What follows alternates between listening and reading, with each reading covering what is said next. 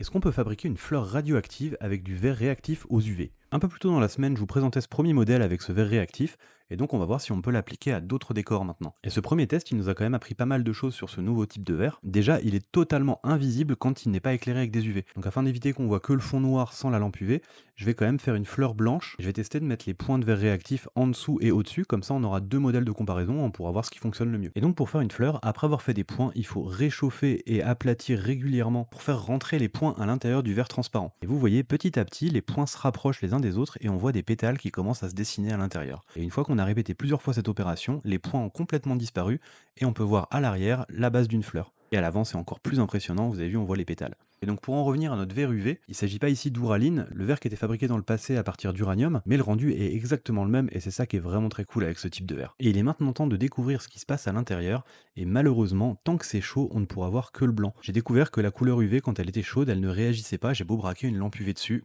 il se passe rien. Il faudra donc attendre demain que le four soit froid, et j'ai très hâte de voir le résultat et de vous présenter ça. En attendant, je vous souhaite une bonne soirée, et je vous dis à demain. Salut!